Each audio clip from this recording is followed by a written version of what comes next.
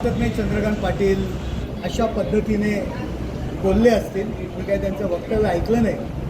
कारण जे उबाठावाले रोज नरेंद्र मोदी साहेब, अमितभाई शाह यांच्यावर अत्यंत खालच्या स्तरावर टीका करत आहेत. नरेंद्र मोदीजी, अमितभाई शाह यांना अब्दाली बोलत आहेत, लुटारू बोलत आहेत, महाराष्ट्राचे लुटारी बोलत आहेत. आणि ती खालच्या स्तरावरती गेलेले आहेत की त्यांच्यावरती गुन्हा दाखल करा. कालच अमितभाई शाह आले होते, त्यांच्यावरती गुन्हा दाखल करा अशा पद्धतीची वक्तव्य संजय राऊत करतायत. म्हणजे एवढ्या खालच्या स्तरावर आलेत की त्यांनी शिवाजी महाराजांचा अपमान केला अशा पद्धतीची वक्तव्य करून अमितभाई शाह यांच्याविषयी महाराष्ट्रामध्ये प्रचंड क्रोध निर्माण करण्याकरता उबाटावाले बोलतायत. ते काही चंद्रकांत पाटील ऐकत नाही आहेत का?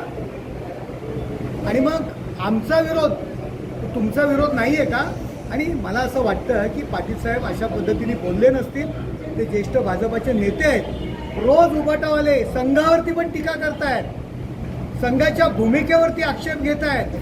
वक अमेंडमेंट बिलाच्या विरुद्ध नको त्या पद्धतीने या जमिनी मोठ्या मोठ्या उद्योगपतींना देण्याकरता वक अमेंडमेंट बिल आणलं अशा पद्धतीच्या टीका करतायत. आणि त्यांना चंद्रकांत पाटील साहेब सत्तेत घ्या म्हणतील असं मला काही वाटत नाही. कारण चंद्रकांत पाटलांना या सगळ्या गोष्टी माहीत आहेत की मोदी साहेब आणि अमित शाह यांच्यावरती अतिशय खालच्या स्तरावर टीका करणाऱ्यांना चंद्रकांत पाटील कसे सत्तेत घेऊ शकतात. सर, पक्ष वाचवायचा असेल चंद्रकांत खैरे, अंबादास दानवे यांची काही उद्धव ठाकरे यांना काही गरज नाही आहे. खैरे आता ज्येष्ठ झालेले आहेत. खैऱ्यांवरती नेहमीच अन्याय केलेला आहे. सध्या चलनी नाणं आहे आणि उद्धव ठाकरे चलनी नाण्याला महत्त्व देतात. खैरे साहेब ज्येष्ठ झालेले आता काही ते देऊ शकत नाही आहेत, त्यामुळे त्यांच्याकडे ते दुर्लक्षित आहेत. त्यामुळे मी त्याच्यावरती काय प्रतिक्रिया देणार. याआधी ही तक्रार केली होती आणि उद्या पुन्हा भेटून तक्रार करणार आहे असं देखील मला वाटत नाही चंद्रकांत खैरेंचं काही ऐकलं जाईल. चंद्रकांत खैरे हे उबाटामध्ये दुर्लक्षित आहेत, ज्येष्ठ आहेत आणि ज्येष्ठांना उबाटामध्ये सन्मान नाही.